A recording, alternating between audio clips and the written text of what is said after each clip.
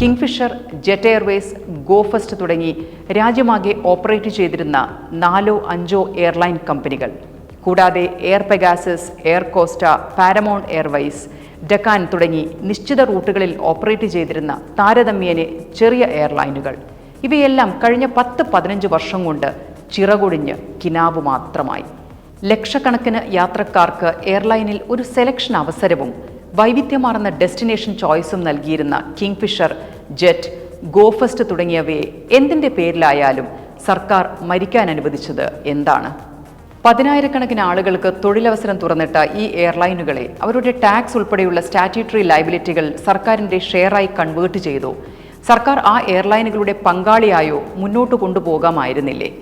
ഇപ്പോൾ നമ്മൾ എടുക്കുന്ന ഓരോ ഫ്ലൈറ്റ് ടിക്കറ്റിൻ്റെയും കോസ്റ്റിൻ്റെ 40% ഫ്യൂവൽ ചാർജാണ്.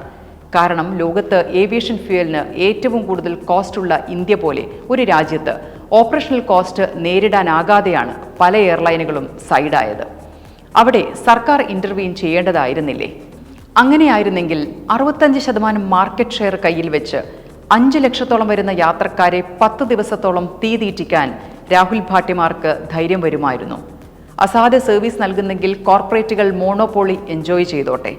പക്ഷെ ഒരു ബ്ലാക്ക് ഔട്ട് വന്നാൽ, ഉടമകൾക്ക് രാഹുൽ സിൻഡ്രോം പിടിച്ചാൽ, ഉലഞ്ഞു പോകുന്ന ഇന്ത്യക്കാരുടെ ജീവിതത്തെ മണിക്കൂറുകൾക്കുള്ളിൽ സാധാരണ നിലയിലാക്കാൻ സർക്കാരിന് വേണ്ടേ ഒരു പ്ലാൻ ബി?